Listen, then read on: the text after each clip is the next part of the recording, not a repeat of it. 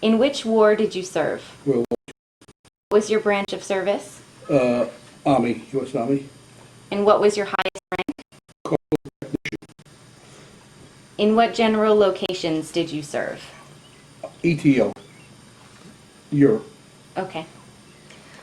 So, were you drafted or did you enlist? I was drafted Were you living at the time that you were drafted? in West Warwick, Providence Street. Date that you were drafted?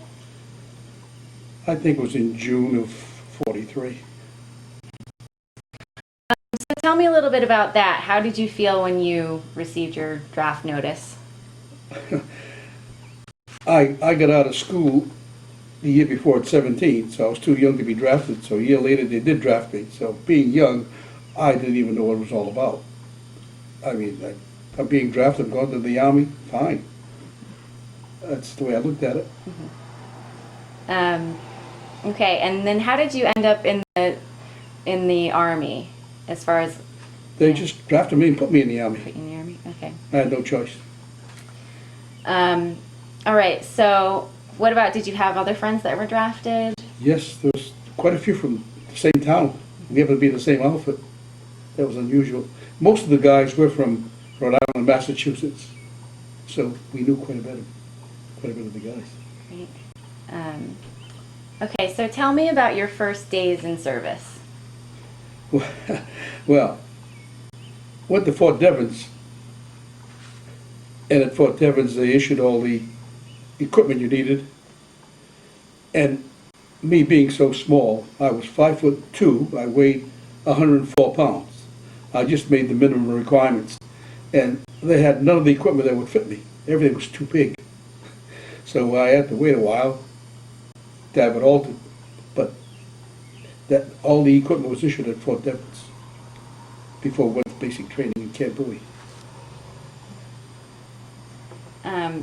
How did it feel in your first days of service? I really don't know. I don't remember, to be honest with you. Being so young, I just took it as it came. Right. And I enjoyed it because I was with a lot of friends. And I made a lot of friends, so I looked at it that way. I didn't realize what I was getting into. All right, so tell me about basic training. Basic training was in Camp Bowie, Texas. It was kind of tough. It was very hot. And me being so small, they called me chicken because I used to walk and hike like a chicken. And with a full field pack on my back and weighing only 102 pounds, the pack was bigger than me. But it was kind of rough. It was very hot and dry. And we did a lot of hiking and came back. It was hot, very hot in Texas. Do you remember your instructors? Yeah, I remember my platoon sergeant very well, Sergeant Castillo. Most of the cadre came from Hawaii, and they were training us. And he was I remember him because he was very sharp, very neat. He's the one who nicknamed me Chicken because I used to walk like a chicken. He says, "You walk like a chicken, move it up." But I do remember because he was very nice. And what was his name again? Castillo, Castillo, Sergeant. All the cadre came from Hawaii. All right, what about your peers that were in basic training with you? Do you have any memories of them? Yes. First, I met some very nice guys. One from Wisconsin, a couple from Ohio, and a few from Massachusetts. The one that was very close to me was the one from Ohio, Joe Shell. He made it. Billy Moran was another friend of mine. He didn't make it. And Sergeant Bonds didn't make it. So we lost quite a few guys in one incident overseas. So many of the guys that I was with in basic training didn't come back. Joe Shell, you said? Yeah, he was from Joe Shell's from Ohio, yes. And then Joe Zano was from East Greenwich. He passed away maybe 2-3 years ago. And you know what's strange about that? He left in his will that he was paying for a bus and he wanted all of his friends to go to the National Cemetery in Washington, because that's where he's being buried, and he was paying for the bus.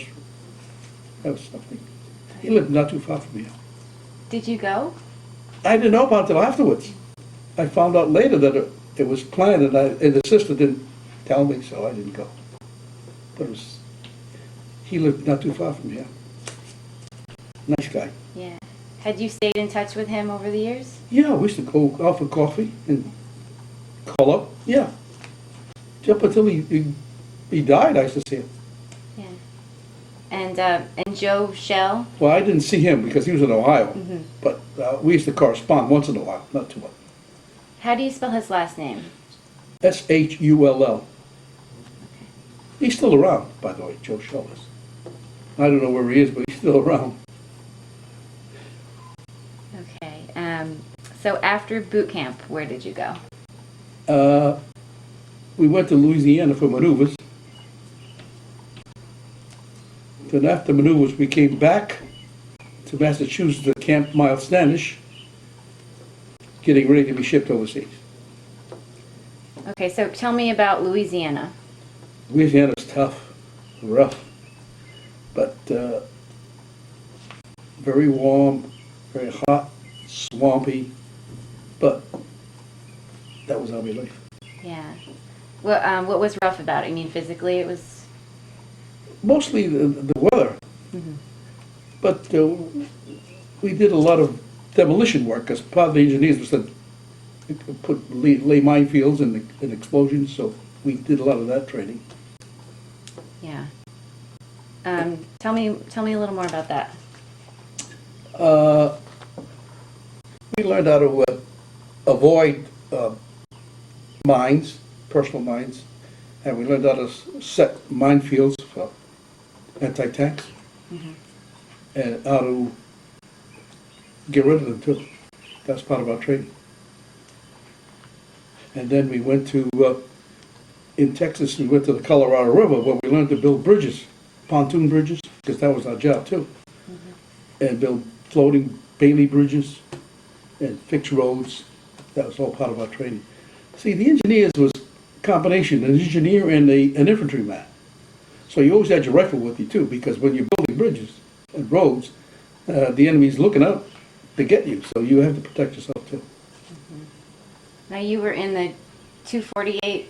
Combat engineers.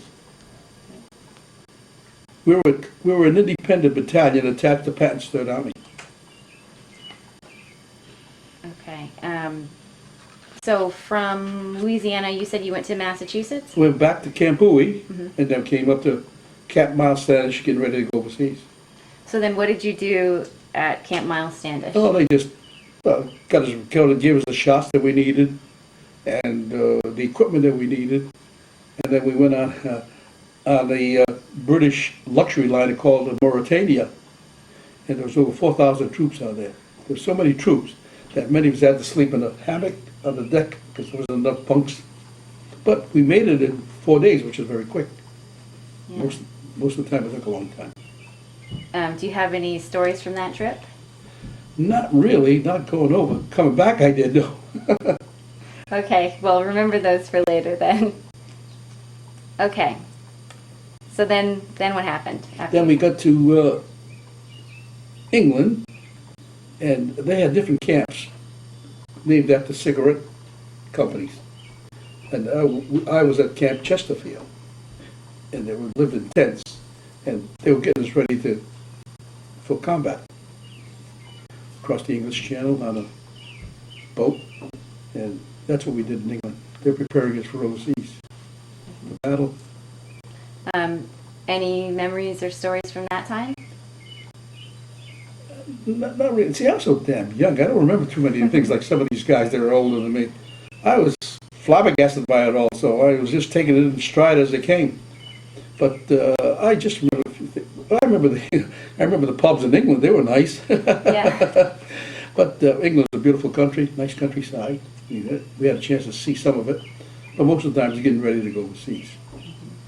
And that's when June 7th, we went overseas, across the English Channel. And there was a second wave that went in, and the ocean was just loaded with bodies and blood and ships and planes and balloons. Unbelievable. Bodies all over the place. But that was even the second wave, not even the first wave.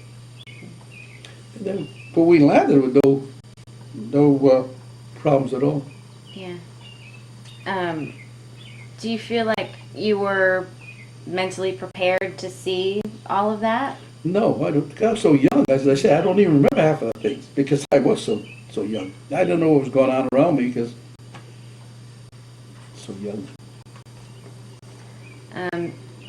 And your friends, like Joe Shull and Joe Zano, and is it Billy Moran or Billy Moran? Yeah. Were they all young as well? Yeah, we're all a pretty young group in Yeah. that outfit. We really were, and me being young and being so small, they all took care of me. Really, they all looked after me. They really did. I had a lot of friends because of that. Even the sergeants used to take care of me. Yeah, all right, come on, chicken, get up there. And the guys from behind me would help me push the field pack because they knew I couldn't make it. So small. The pack was bigger than me. But they were good friends. Very good friends. I missed them all. Okay. So on June 7th, you said you went overseas. We crossed the English Channel into France, Okay. So Omaha tell, Beach, Tell. and they were in Normandy. And then, believe it or not, from then on it was easy sailing because the Americans had the Germans on the run, so it was really keep pushing them. So for us, there wasn't too much combat. It was mostly building bridges and roads so Patton's Third Army and his tanks could move on, and that's what we did, and clear minefields. But it was clear sailing, really, because the infantry taking care of the Germans. Okay. Could you describe a typical day for you in service? Here or overseas? Let's say overseas. Well, some days we would do nothing, and some days we'd have to go. We never were on the front lines, we were always behind lines because we had equipment. We go, like they say, well, it's a bridge at that river. We have to go repair that bridge or replace it. And I remember the first bridge we fixed was Avarenchi, France. That was the first contact with the enemy. And as soon as we completed fixing the bridge, a German plane came over and strafed us. And we got our first casualty there. One guy was killed. And they strafed and bombed us, but luckily we made it. Do you Because we were never in the front lines. We were always behind lines, but going to the front lines to build bridges and roads so Patton's tanks could get by. That was our job, and clear minefields. Do you remember who the first casualty was? Do you remember his name? I think his name was Stokes, Frank Stokes. Did you know him? Were you friends with him? Well, I knew him, but I wasn't that friendly because we just gotten there. That was as soon as we got over into France. That was our first encounter. And did you witness him being killed, or No, because we all took cover. I know we all ran, and the bombs were coming, and when we woke up and looked, luckily a bomb had just missed us. There's a big crater right next to us. So that was, I don't know who he was. I didn't see him get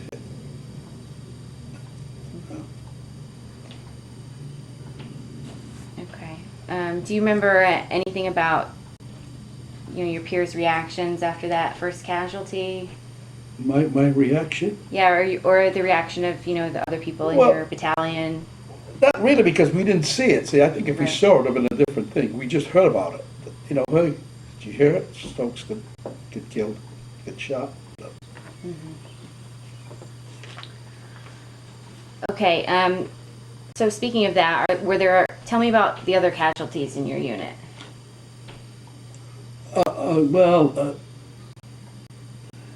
See, I stayed back most of the time with the equipment too. They had to have somebody back while some of the guys went on, the front lines And some guys I heard about got hit, but I didn't know about. One was a Jeep driver. He used to drive the company commander around. I don't know how he got it, but he got it. And I used just to get information back, you know. Hey, did you hear about so-and-so? But most of the time, I was back with another guy. We were watching the duffel bags if we weren't working. But you said a couple of people you were actually closer to, a couple of your friends were killed? Well, this happened. This happened towards the end of the war. We were in Saarbrücken, France, and we were occupying an old barracks. My platoon, second platoon, was in this barracks.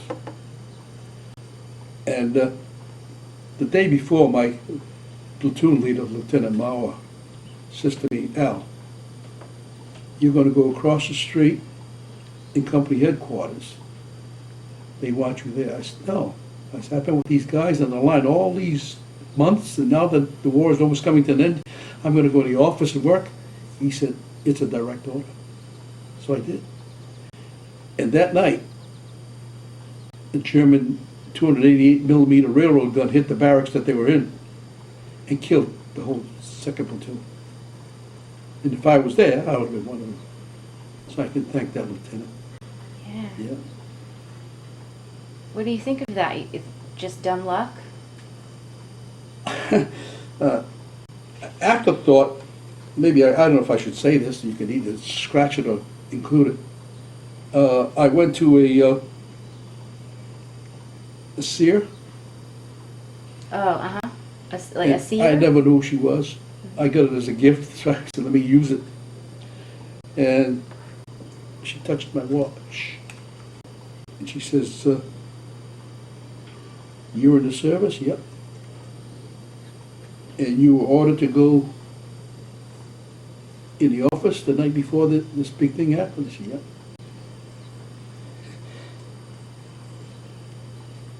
And I have a tape of that. I didn't realize this, but one of my daughters heard it. She says, Dad, don't you know what she's telling you? No. She says, I have a grandson, Max Garvey.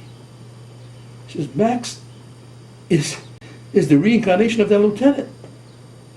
He's that lieutenant who's come back in Max's life. That's who it is. Imagine that. Scary. Now why did But that's where the biggest casualties came in, that one incident, because most of the time, you know, we were behind the lines. But we found out later that there was a lady signaling the Germans where we were. In fact, one of the guys shot the lady. She was a French woman? Yeah, she got them all killed. They found out and they went after her. Because there was a railroad gun. Railroad gun goes miles, you know. They're not close by. They were in Germany shooting in France. And hit the barracks. So that had to be a direct hit. It had to be someone had to tell them where it was. Yeah. And then shortly after that, of course, the war ended. We were on our way home. And they said, well, you got to pack up. We may be going to the Pacific. But we didn't go. We can't go. So you said that lieutenant's name was... Mauer. How do you spell that? M-A-U-E-R. And was his first name Max? Is that why? No. Okay. I forget what his first name was. No, but she said this Max is this lieutenant incarnation. That's Max's. This lieutenant told you to go to. That's weird, but. Do you think that's true? I kind of feel it though, really. I feel so close to Max. I don't know if it's because of that or because he's my grandson. But there seems to be a little connection, I'm not sure. Great. But after that, it was just smooth sailing. In fact, we even stopped in Nancy, France, where the USO was there. We went dancing, and the girls were there. And so, because Pat was going so fast, he ran out of gas. And they told him to wait. And he got so mad because he had to wait for the gas to catch up with his tanks. He wanted to get going. He wanted to get the Germans. So while we're waiting there, you know, we're at the USO, and we went there, and that's a good time at the USO. That's great. Do you remember anything specific about the USO? Pardon? Do you remember anything specific about the USO? Any stories about it? No, it was a nice, in fact, we went there quite a few times. We met some nice girls, yeah, very friendly French girls. They were and nice guys from other outfits. We'd gather and meet. Nice music. They had big band sound there, so it was fun. Nice. It was a break. Yeah. Okay. Now you were awarded some medals and citations. Well, they're really not citations. They're battles that we were in. You know, so we got those medals. The other thing I got was I didn't get any special medals like the Purple Heart or bravery or anything like that. Campaign medals we got. We had 5 campaigns that we were supposed to be in. I didn't even know that. Yeah. So you received the Good Conduct Medal, Yeah. Victory Medal, American Theater Campaign Ribbon, and then this is European, African, Middle Eastern Theater Campaign Ribbon. Yeah. So, okay. Did you sustain any injuries? No, not at all. Okay, so I'm going to ask you some questions about kind of daily life. How did you stay in touch with your family? When I was overseas, Mm-hmm. through mail, I wrote quite often. My family tells me one incident that they always remember. Of course, you know, you can't reveal where you are in the Army. So I wrote a letter to my mother. It says, "You can't believe who I met. I met Aunt Nancy." And Nancy's the city that I was in France. So my brother-in-law says, "Oh, I think he's telling us something." He says, "We don't have an Aunt Nancy." He looked on the map, he says, "Nancy French." He said, "I bet you Al's and Nancy French." And that's where it was. Is that what you were trying to tell them? Yeah, because you're not supposed to tell you where you are, you know. So they found out. They deciphered it. Did you do anything else like that? Any? No, not really. We were too busy doing other things. Didn't have time for anything else, really. Once in a while, we'd write letters, but we weren't not too often. Yeah. So did you do anything to entertain yourself? Yeah, we used to have when there was some time, free time. We used to have. We started a club. We'd find an old cafe in France, and we'd have a club there. We go there and have music, and girls would come, and we dance and have fun. We did it a few times. Did. When there was a lull in the war. What was the food like? Yeah, Army chow. You know what Army chow is. Some of it was good, some of it was bad. But it was edible. I didn't mind it. Did you have enough supplies? Oh yeah, always. Never ran out of supplies. No. We had everything we needed. Well, mostly ate sea rations anyway. I just like sea rations. What? Sorry, what is that? Sea rations. Oh, sea rations. Box of stuff in there. They have what we liked mostly was the chocolate bar in there. And they had like little cans of maybe tuna fish or chicken.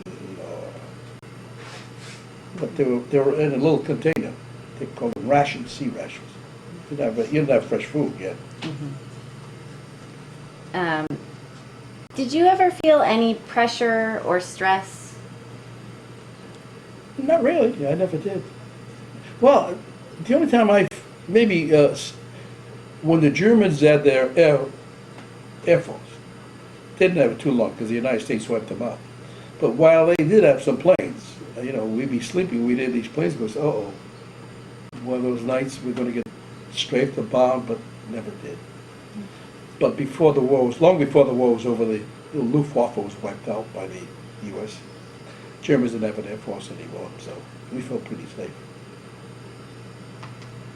Was there anything special that you did for good luck?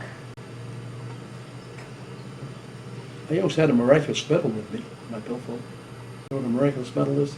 Explain. You're not a Catholic. It's a medal. They call it miraculous because it's supposed to perform miraculous things. And if you have it in you, it's supposed to prevent accidents. And so I always carry one of those with me. Do you think it works?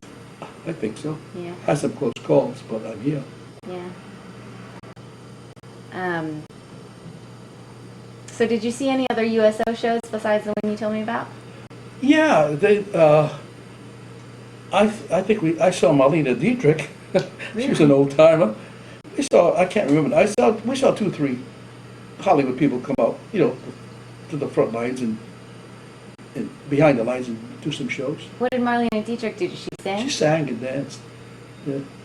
Just being there was enough. So we didn't have some of that. We didn't have that much. Some of the outfits had more entertainment than we did because see, we were, especially the infantry, because they had it tough. So every time they had a free break, they would try to make those men comfortable. But we used to go back of the lines and stay in houses. In fact, one time in Germany, what used to happen is that the housing crew would go ahead where we're going to be that time and push the people out. We leave these for the troops.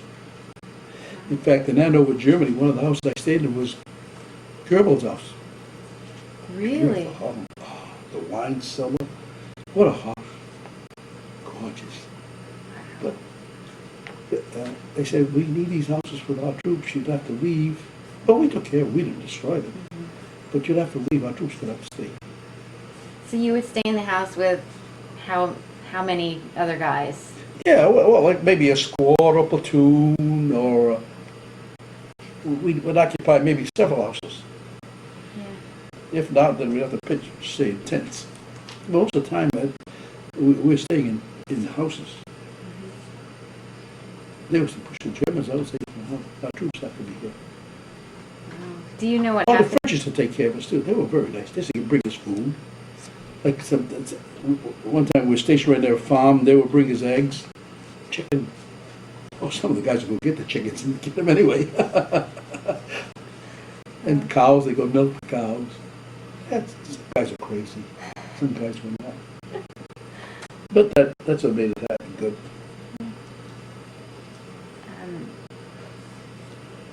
Okay, so did you go on leave? Yeah, I went once on a 3-day pass to Paris. How was that? Oh, very nice. Yeah. But that was the only time.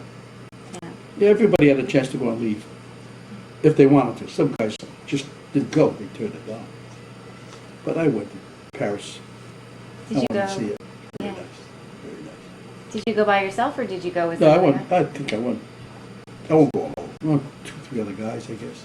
Mm-hmm. Kind of hard for me to remember. See, I was only a young boy that way at that time. Mm-hmm. But that's the only. Some guys went to Switzerland. You could choose where you want to go for your 3-day pass, and they would come back with a bunch of watches. Do you have any memories of your Paris trip? Any? Paris trip? Yeah. No, really. I don't even quite remember it that well, to be honest with you. I remember the Eiffel Tower, the Arc de Triomphe, but other than that, see, I was so young, 18. I was just a boy. Okay, do you recall any particularly humorous or unusual events when you were in service? Any funny stories? Oh, I used to get a lot of those.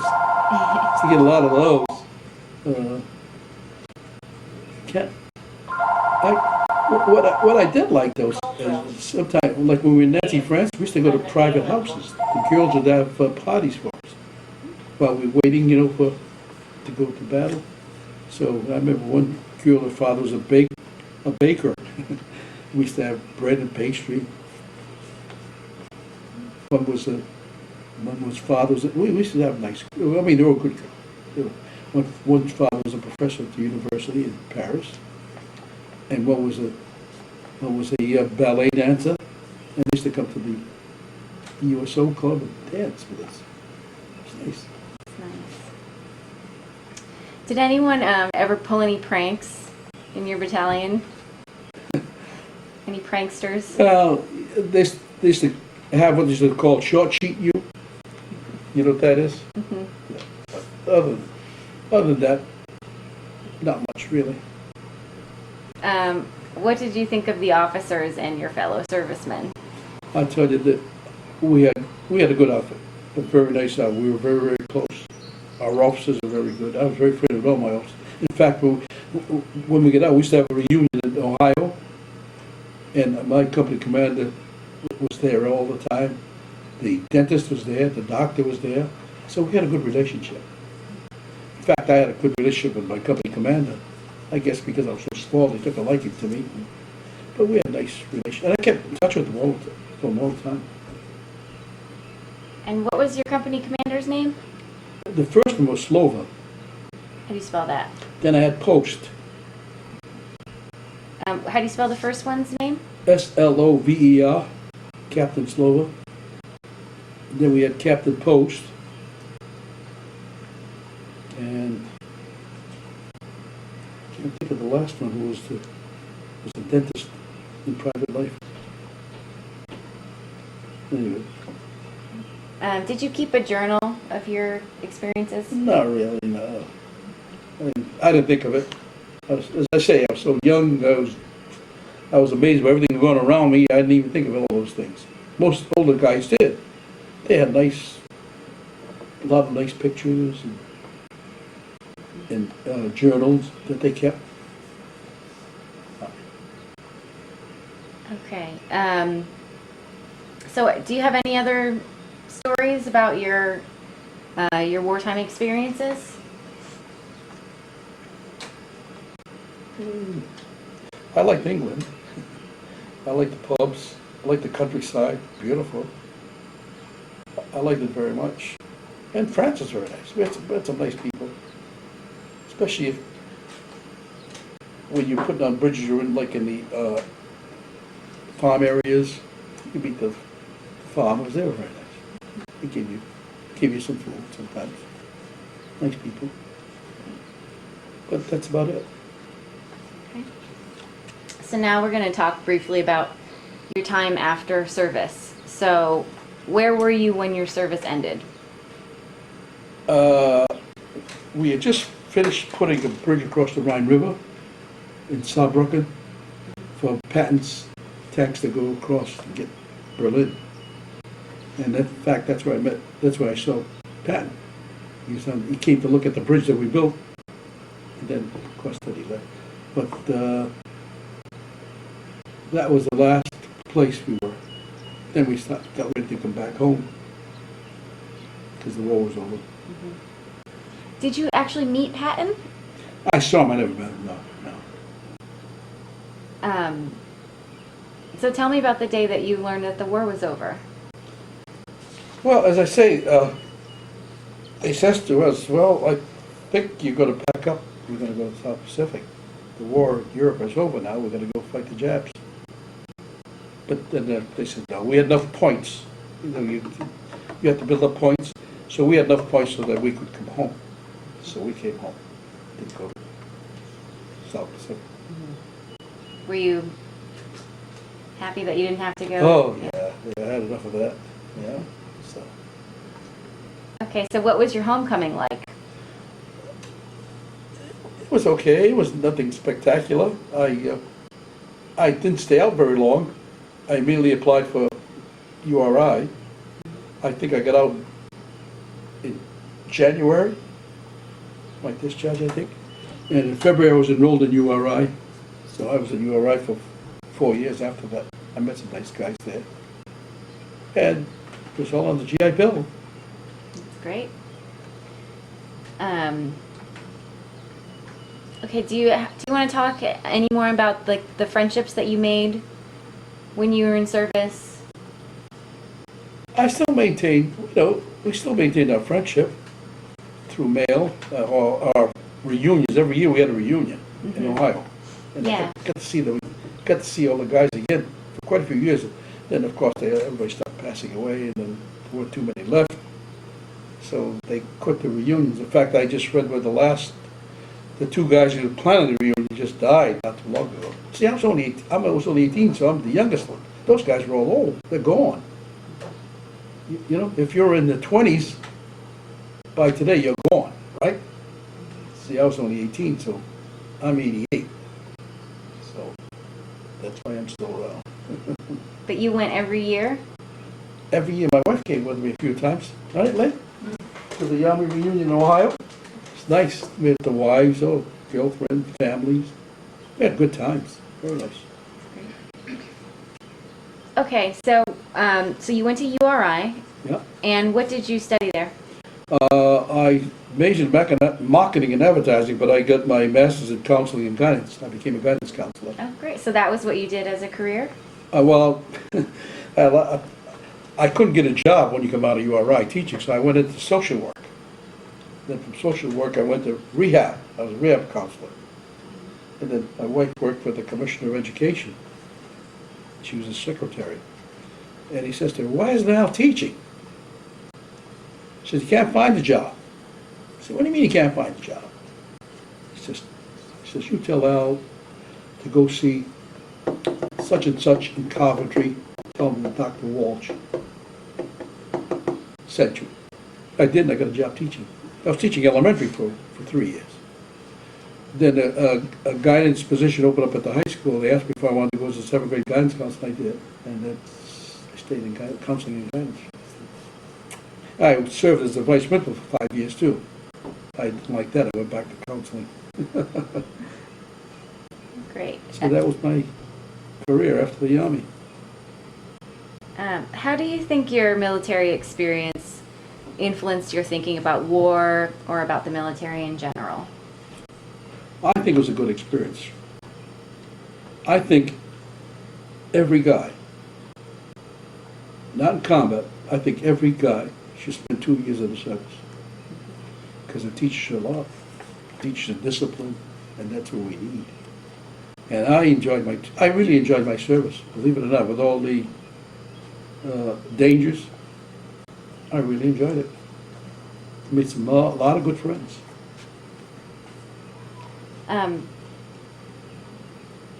What kind of things do you think it taught you specifically?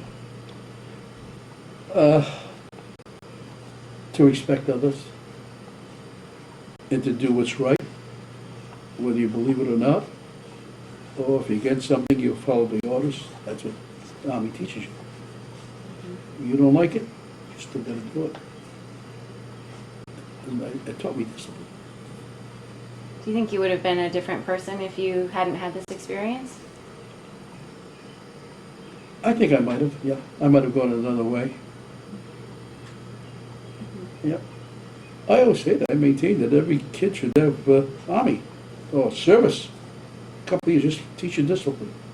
Take orders, carry out orders. That's what we need. Did you join any veteran organizations? No, I never did. I'm surprised I never did. Really, I regret now that I never did. I never joined the American Legion. So the only thing I joined was the Knights of Columbus, which is a Catholic organization. But as far as veterans, none. I wish I would have, though.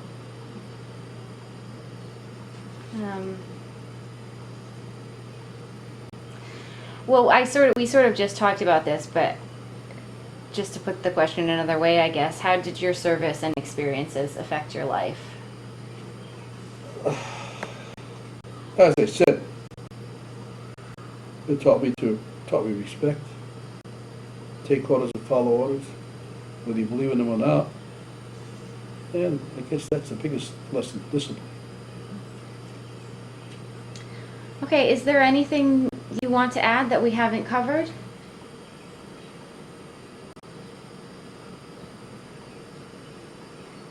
Not really. I think we covered most of my thoughts, my feelings. Yeah. Okay, well, thank you so much for your service. Thank you. And thank you for taking the time to be interviewed. Oh, gladly.